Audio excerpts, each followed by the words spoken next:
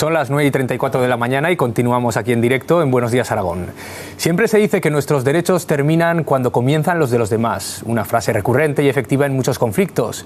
Pero ¿qué sucede cuando no están claros los límites o cuando los derechos de dos personas se superponen? Esto sucede precisamente en el tema que hoy abordamos, el anonimato en la donación de esperma y óvulos. En España la ley protege la identidad del donante y está avalada por el Tribunal Constitucional. Pero el Consejo Europeo considera que este derecho no es absoluto y Naciones Unidas advierte: la convivencia del derecho de información del menor y del anonimato del donante es imposible. Solo puede lograrse sacrificando uno de estos dos derechos. El Comité de Bioética, un órgano dependiente del Ministerio de Sanidad, ha propuesto acabar con este anonimato. En cambio, los profesionales de la reproducción asistida no están de acuerdo. Vamos a conocer ya sus opiniones aquí en Buenos Días Aragón. Para ello nos acompaña Rogelio Altisent, es vicepresidente de este órgano, del Comité de Bioética de España. Buenos días. Buenos días. Y también nos acompaña Antonio Urríes, profesional de la reproducción asistida y presidente de la Asociación para el Estudio de la Biología de la Reproducción. Buenos días. Buenos días. Vamos a conocer primero la opinión y por qué presentan este informe. ¿Qué argumentan para defender la eliminación del anonimato? Bien, el Comité de Bioética de España entró a estudiar este tema hace un poco menos de un año, en el momento en que el Ministerio de Sanidad nos trasladó la petición de la Asamblea Parlamentaria del Consejo de Europa para que España tomara posición ante esta cuestión que estaba en esos momentos ya obteniendo una mayoría de países en Europa. Se trata de valorar hasta qué punto es posible mantener ese anonimato de los donantes de gametos, que ha sido la tradición desde los comienzos de la reproducción asistida, pero que en estos últimos años, pues poco a poco hay países que han ido cambiando esa legislación en base a una argumentación ética que bajo nuestro punto de vista, cuando nosotros estudiamos el tema, nos pareció tumbativa. Es decir, si en estos momentos tenemos legislación que permite que los hijos adoptados tengan derecho a acceder al conocimiento de su identidad, de sus antecedentes genéticos, de su progenitor, ¿con qué argumentos le podemos negar al hijo de una técnica de reproducción asistida el mismo derecho? Básicamente este ha sido el razonamiento de un informe que yo invito a leer porque es largo, profundo. Creo que es un informe muy bien elaborado, en el que en 54 páginas pues, se analizan todas las aristas y multitud de matices. O sea que, en fin, podemos seguir comentando algunos aspectos más concretos. Sí, vamos a conocer primero con qué argumentos se defiende este anonimato, porque desde los profesionales de la reproducción asistida, sobre todo, habéis advertido de lo que puede suponer, ¿no?, acabar con el anonimato. Bueno, lo primero es que obviamente también tenemos que reconocer el derecho del niño nacido mediante donación de gametos, como el doctor Altisent ha dicho, a su identidad genética. Cuando la Comisión Europea hizo el dictamen, obviamente hablaba de todos los países y cada país tiene su propia legislación. Lo que nosotros pensamos es que la legislación española ya es lo suficientemente garantista, ya da suficiente información como para que no sea necesario el conocer la identidad, el DNI del varón o de la mujer. Quiero decir, ya la identidad genética, información sobre la raza, obviamente, características físicas, incluso su carga genética, eso ya está a disposición de las familias y a disposición de los niños. Lo que no vemos realmente es la necesidad de conocer la identidad física, o sea, qué puede aportar el conocer a la persona que realmente te ha dado esos gametos, cuando realmente eso no supone que lo vayas a adoptar en tu familia, sino simplemente vas a tener la capacidad de verlo. Cuando además lo que está pasando en los países, que como el doctor ha dicho, se ha cambiado este anonimato, lo que está ocurriendo es que deja de haber donantes, con lo cual estamos posiblemente generando algo para solucionar algo que luego no va a estar, porque en los países en los que ya este anonimato se ha quitado, primero ha caído las técnicas de reproducción asistida con donación de gametos, y Suecia, por ejemplo, que fue el primero en 1985, se ha visto que solo un 5%, primero no tienen donantes, y luego de los que tienen, que suelen ser familiares, solo un 5% de los niños nacidos han querido conocer esa identidad, con lo cual lo que creemos únicamente que ya esa garantía de conocimiento de la identidad biológica y genética, ya la ley española ya la contempla, y cualquier modificación que creemos que no va a aportar realmente mucha información de cara al niño puede generar un problema en la aplicación de estas técnicas en estas parejas. En España hay más de 300 clínicas que se dedican a la reproducción asistida. ¿Se podría poner en riesgo todo el sistema actual de reproducción asistida en España? No, o sea, las clínicas van a seguir trabajando. Lo que podría pasar es que las parejas de edad más avanzada que tuvieran que recurrir a estas técnicas, a no poder optar a técnicas de reproducción con donación de gametos, exprimirían, intentarían hacer más ciclos con sus propios gametos, con lo cual lo que tendríamos sería peores resultados. Tendríamos parejas que intentarían tener técnicas con óvulos que realmente ya no estaban en condiciones y posiblemente la eficacia de las técnicas cambiaría, pero los centros seguirían trabajando. Porque actualmente, de todos los tratamientos que hay de reproducción asistida, ¿cuánto pueden suponer los tratamientos con donantes? En España se están realizando alrededor de 140.000 ciclos técnicas de reproducción asistida. Un tercio requiere técnicas con donación de gametos.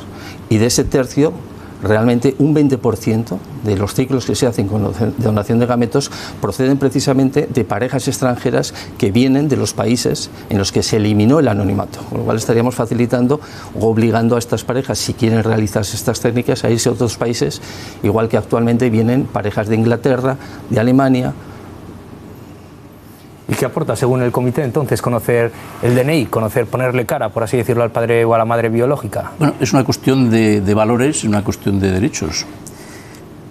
Sí que querría matizar algo muy importante que ha dicho el doctor Urries, sobre que en España, en estos momentos, la ley de reproducción asistida dice que el anonimato de los donantes no es absoluto, ciertamente. Hay excepciones a ese anonimato cuando está en riesgo la vida o la salud del hijo. En esos cuando hay casos, un proceso penal que lo requiera también. Y en esos casos se puede acceder a la información genética del donante, no a la identidad, pero sí a la información genética. Estamos hablando de argumentos utilitaristas en el fondo, es decir, que bueno, cuando es necesario la ley ya lo contempla. Lo que pasa es que ahora aquí lo que se añade, digamos que es un argumento de principio de derechos, ¿no? O sea, es decir, de derecho a la identidad, es decir, que la persona tiene derecho, el adoptado tiene ese derecho, toda la legislación en estos momentos lo contempla y nuestra argumentación, nuestra deliberación fue por ese camino. Es decir, ¿con qué argumentos le podemos negar ese mismo derecho al hijo de una técnica de reproducción asistida? Vamos a hacer una pequeña pausa porque estamos escuchando a los profesionales médicos. Vamos a escuchar enseguida también opiniones de los ciudadanos, pero queremos conocer en primera persona por qué algunos hijos de donantes piden acabar con este anonimato. Nos escucha en directo desde la localidad catalana de Blanes. Miquel Roura, buenos días. Hola, buenos días. Muchas gracias por atendernos aquí en directo a Buenos Días Aragón. ¿Consideras injusto que se te niegue lo que consideras que es tu derecho, conocer quién es tu padre biológico? Evidentemente, es un derecho inherente a la condición humana a construirse la identidad, y en nuestro caso la identidad pasa por la identidad de nuestro progenitor.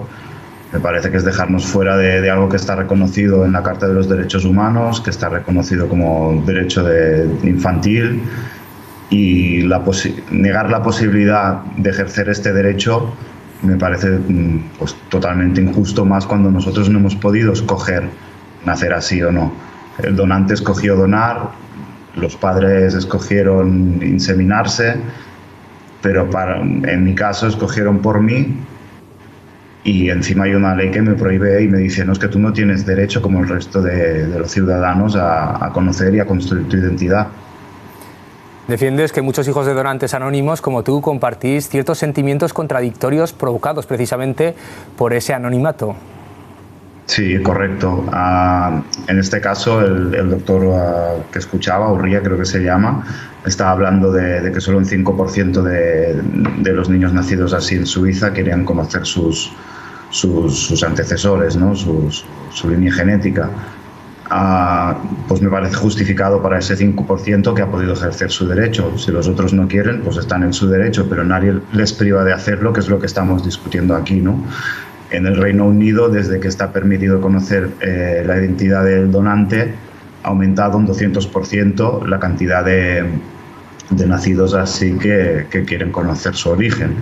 Entonces, yo creo también que una vez cambia la ley, que se acompaña socialmente, que está más bien visto, muchos de nosotros tenemos la sensación de que si cuestionamos cómo hemos venido o queremos buscar nuestro origen, podemos dañar a la gente que queremos o a nuestros padres adoptivos, digamos, o nuestras madres.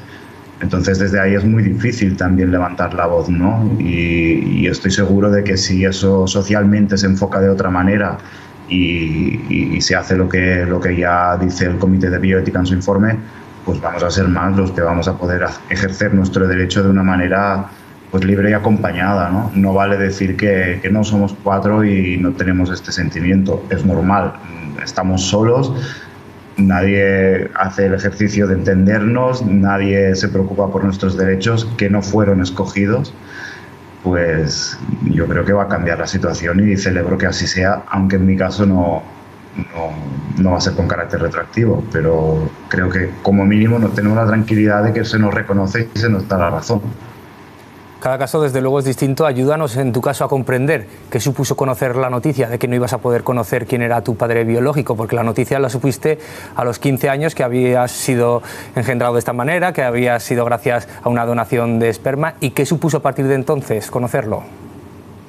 Bueno, para mí en un principio, como yo creía que era hijo de mi padre, un padre que se llama Miquel, yo creía que iba a tener la misma enfermedad que había en ese sistema familiar, con lo cual cuando a mí me dijeron la noticia, pues lo primero que sentí es alivio por no tener esa genética, y entonces yo podría, como estoy ahora, pues tener una vida, ¿no?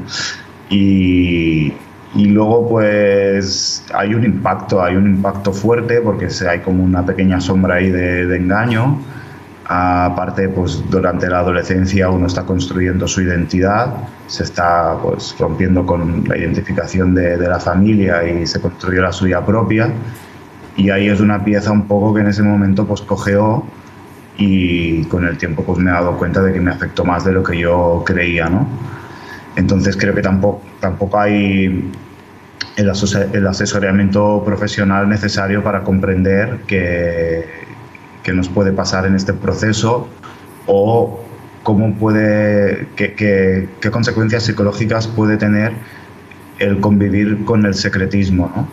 Y hasta qué punto no es peligroso que se pueda descubrir de esta manera casi accidental, ¿no? Que de una manera u otra pues es lo que se está diciendo también a través de estudios como el del doctor Ken Daniels, ¿no? Que ha asesorado a muchos países sobre la ética en este concepto, pues el evitar por la medida de lo posible que haya sincretismo, que nos sintamos que estamos traicionando, que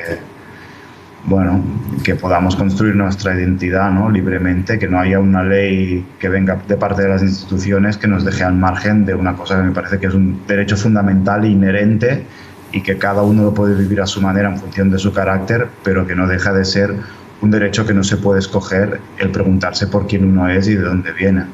Miquel, nos quedamos casi sin tiempo, pero ayúdanos a entender también si se da, por ejemplo, el caso de que pudieras llegar a conocer a tu padre biológico, que ya sabemos que no se va a dar en tu caso, pero de repente ese padre estuviera muerto, no quisiera tener ningún contacto contigo. ¿Qué cambiaría conocer la identidad? ¿Qué te cambiaría a ti saber, por ejemplo, como nos decía el doctor Urries, saber el DNI de esa persona o ponerle cara? ¿Qué cambiaría para ti? Bueno, a mí principalmente, yo lo digo siempre, mi demanda no es conocer al padre, mi demanda es conocerme a mí mismo, por lo tanto hay una información no solo de él, sino de su sistema familiar. Mis hijos tienen sus rasgos, pero yo no puedo distinguirlos porque no sé qué cara tiene. Entonces yo estoy hablando de que yo quiero tener una información sobre quién fue, qué hizo, si hubiera una relación o no. Esto no es lo que más me importa. Creo que hasta ahora el perfil del donante, y lo sé por experiencia, son gente de 19, 20 años que necesitan 50 o 60 euros para el fin de semana, y aunque digan que es una donación, es casi un tráfico de gametos. A mí no me satisface pensar que pagaron por mi mitad, a nadie le satisface. y a partir de ahí entiendo que si se cambia el perfil y hay gente más consciente, quizás será más interesante, o por parte nuestra habrá más facilidad de poder conocer al padre. Yo en mi caso no es mi objetivo, preferiría incluso conocer mis hermanos, que es posible que como la ley no se ha aplicado y entonces no hay registro de cuántas donaciones puede hacer cada donante, pues yo podría tener 100 hermanos. Eso sí me gustaría corroborarlo, me gustaría incluso si hay conocerlos, y sobre todo me gustaría poder formalizar un colectivo de personas que hemos nacido por inseminación, que lo estamos intentando con 4 personas más, pero está siendo difícil, ¿no? A través de un Facebook de nacidos por inseminación, porque creo que parte de la identidad es también conocer al colectivo al cual yo pertenezco y cómo sienten ellos, ¿no? Creo que pongo yo más el acento ahí que no en tener una relación con ese padre al cual yo tampoco quiero provocar ni un shock ni intrometerme en su vida, no es mi necesidad. Yo con tener información y unas fotos me bastaría, la verdad. Pues muchas gracias por atendernos, por contarnos tu testimonio desde Blanes. Miquel Roura, buenos días. Vale, buenos días. Bueno, ha dejado varios temas encima de la mesa. Por ejemplo, hablaba del negocio, de casi un tráfico de gametos. Existe una industria que se ha desbordado en cuanto a la reproducción asistida, está controlado. ¿Hay algo que puede cambiar? Por ejemplo, ¿se puede tender hacia un sistema mixto en el que haya donantes que sí que expresen su identidad y otros no? A ver, eso sería casi lo ideal. Quiero decir, hay países, como puedan ser Dinamarca o Rusia, que tienen un sistema mixto. Quiero decir, al final está claro y tiene su derecho a tener ese interés, dado que conoce que procede de gametos, pero lo que nosotros nos encontramos en nuestros centros es parejas que precisamente lo que no quieren es que nadie sepa que se han utilizado gametos, y quieren mantener su integridad familiar, consideran que el padre y la madre, o las dos madres, son ellos y que no tienen por qué dar ninguna explicación a nadie de que procede de gametos. Y lo que nos solemos encontrar son precisamente familias que acuden a estas técnicas y que posiblemente no le van a decir al niño que procede de gametos. Un sistema mixto como el que estamos comentando podría ser viable de cara a que una pareja, cuando quiera acceder a estas técnicas, directamente diga si va a querer conocer la identidad de su donante o no. De forma que en ese caso se utilizará gametos de donantes que asumieran que en un futuro podían perder ese anonimato, pero siempre teniendo en cuenta que la voluntad, que la decisión final va a ser del niño nacido pues cuando adquiera la mayoría de edad. Un sistema mixto podría ser suficientemente válido para lo que está solicitando Miquel, y para que realmente esta técnica, a los que no quieren conocer la identidad o los que directamente no se lo van a decir a sus hijos que proceden de donación de gametos, que yo considero que también es un derecho de las familias, pues podría ser totalmente válido. Con respecto a un tráfico, a ver, estamos metidos en la ley de trasplante de órganos y tejidos, es decir, yo creo que está suficientemente regulado. Otra cosa que nosotros mismos pedimos es que realmente acabe de implantarse el SIRA. El SIRA es un sistema de información de técnicas de reproducción asistida donde tendríamos que tener la obligación de meter todos los datos y regular lo que ha comentado, que tendría que ser imposible que haya 100 niños nacidos de un donante. La ley marca que sean 6. Pues este registro, pero no depende de nosotros, depende del Ministerio. Cuando salga estaremos todos encantados y sería una fuente de la cual los niños que quisieran en un futuro conocer su identidad genética y todos los datos del donante podrían recurrir directamente a esa base de datos. Brevemente, desde luego quedan cuestiones pendientes como este registro. ¿El sistema mixto equilibraría estos derechos entre los menores, el derecho del anonimato del donante de gametos, que estás hablando de espermatozoides, de óvulos? En mi opinión, sería un desequilibrio de derechos en la ponderación de derechos, porque quedaría supeditado a que fueran los donantes los que expresan si desean o no desean que su identidad sea conocida. No estamos hablando de obligar al hijo a conocer su identidad y sus antecedentes, estamos hablando de darle la opción, o sea, a respetar su derecho, que como antes se ha insinuado, Miquel lo ha mencionado. También quiero añadir algo que es importante. La propuesta del Comité de Bioética de España es que este derecho no sea retroactivo.